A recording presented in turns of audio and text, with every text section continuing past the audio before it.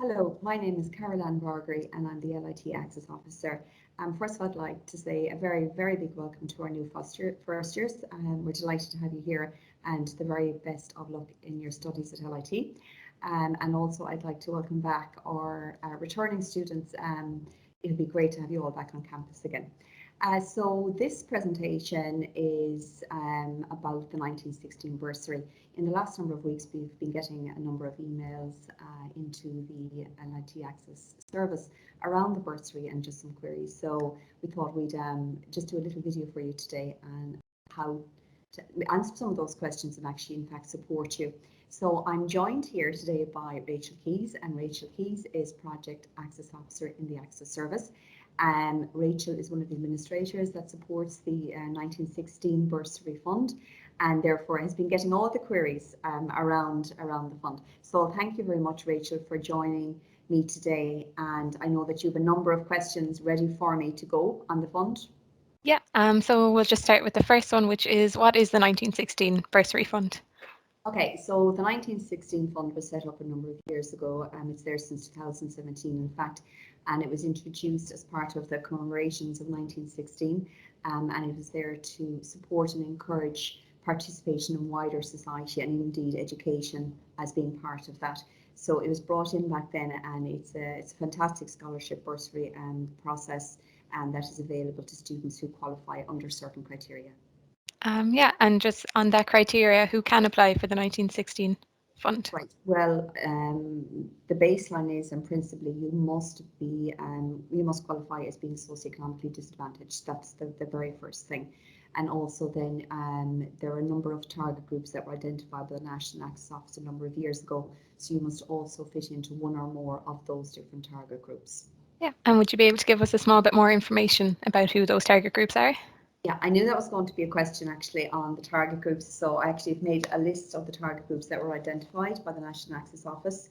So students from socioeconomic disadvantaged communities, first time mature entrants, students with disabilities, Irish travellers, both further education award holders, lone parents, ethnic minorities, students who are registered to engage in education or who have come through the LIT transitions programme. They can apply for the fund, but again, you must qualify as being from a target group and also being socioeconomically disadvantaged. But more information that, as you know, Rachel, is up on the LIT website under the Access Service pages, or they can contact the email account that's also up there if they have any more questions, if anybody has any questions about that.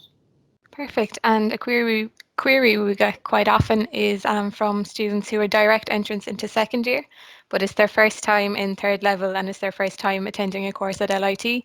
Are they eligible to apply for the fund? They're not actually. You must be going into first year. Okay, so it's the first year of the program and also going into first year. So students who are going maybe into second year are not eligible for the fund. Okay, and where can students apply for the fund?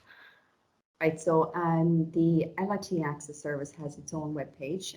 So if you go into the lit.ie website and go into Life at LIT, and there you will see a tab called the Access Service.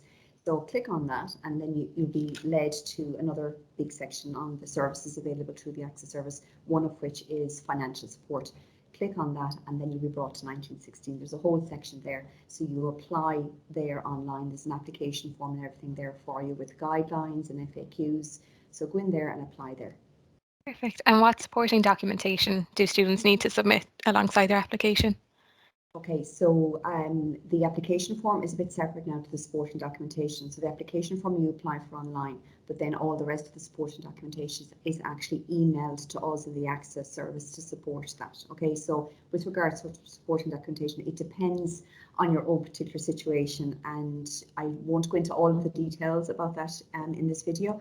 So you need to check out the website there. But for example, you must be on the special rate of SUSI or a means tested social welfare payment. Their baseline, again, absolutely, you have to be on one of those to qualify or to be eligible for the application process.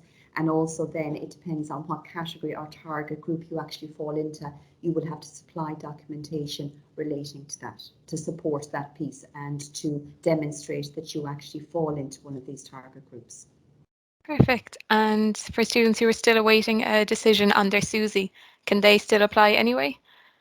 Yeah, so we have students, we actually just opened this week, and we are opened for the bursaries until the 15th of October at 5 p.m. So students should have plenty of time in the next few weeks to get all the documents together. Unfortunately, after 5 p.m. on the 15th of October, any more new applications or supporting the documentation will not be acceptable. So please have everything into us by the 15th of October at 5 p.m.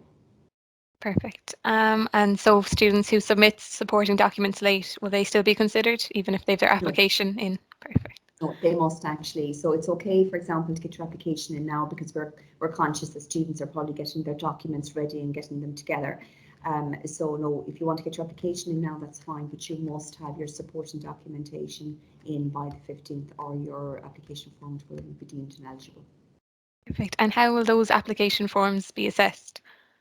Okay, so good question. We actually have an advisory board. So the advisory board review all of the applications quite vigorously to make sure that the students are registered, obviously, at LIT, to ensure as well that they fulfil the criteria, for example, of being socioeconomically disadvantaged, and also that they meet one or more of the target groups. Okay, so kind of that's the first stage process of it. And then obviously there's a personal statement piece as well in the application form that you will see, when students go in and they're looking at the form. So what I would advise is please pay attention to that writing of the personal statement as well, because that's how we get a really good sense of your own circumstances. And of course, everybody's circumstances are different. So, spend some time on the application form. In the past number of years, students actually have been interviewed as well. So students can expect that as part of the decision-making process around this, that they would be interviewed for the 1916 award. Perfect. And for students who are awarded, what is the value of the bursary that they will receive? Okay, so up to this year, actually, the bursary was worth $5,000 per year for the duration of your study. So fantastic award. Students have done so well and really benefited from it. But in the last year, actually, the Department for Further Education have introduced another, I suppose, two more tiers to the bursaries. So the second tier is worth €2,000, and that is also for the duration of your studies. And then there's a third tier, but it's a once-off tier, Rachel. It's not for the duration of their studies. It's a once-off payment to students. And for tier 2 and tier 3, this year, there's a small amount now of those bursaries available. Okay, great. And for students who are unsuccessful, are they able to appeal that decision? They can appeal, absolutely. So the appeal form will be available up on the 1916 webpage, and they can send in the appeal form to the LIT Access Service. And again, it's an advisory board that review all appeals, and they must submit that within 5 days. And the students must submit that appeal form within 5 days of being notified of the outcome of their application. Perfect. And will it affect people's SUSI or social welfare if they're awarded the 1916 fund? Okay, so no, it doesn't. It doesn't affect it at all, actually. However, it's very important to note that students cannot be in receipt of any other bursary or scholarship if they're in receipt of 1916. Okay, so it doesn't affect social welfare or anything like that, but you will not be eligible for 1916 if you're already in receipt of other scholarships or bursaries. Okay. And so the final question is just if people have any queries after this video, how can they get in touch with us at the Access Service? Okay, so again, I just go back to the app. I suppose the website is really the best place to get all the information, first of all, on this, and certainly students can contact us. But what you do is go into the LIT website, go into Live at LIT, find the tab for the Access Service. Okay, you'll see it there, and go into that, and then you're brought to the different service and function areas of the Access Service. And you can just click on there and you'll find everything that you need to know about 1916, and the email account is 1916bursary@lit.I. But again, that's there on the website, if you have any queries at all. But again, so I would just be advising students that also it's very important when they register, obviously tell IT that they check their student email account. It's the way we communicate with students, and it's very important that, you know, if you're awaiting a decision, for example, and that you're checking your account regularly. And I would advise to students, just a point of note to students, we won't be in contact with them now, Rachel, until after the 15th. Okay. Yeah. So we won't be replying to every student individually at this point around their application. So we will be replying and confirming all the receipt of applications after the 15th of October. And what I would say is, if you haven't heard from us by the 22nd of October, can you please contact us as soon, then straight away, please. Perfect. That's everything. So, Caroline, thank you very much. That's great. Thank you, Rachel. Thank you. Thank you.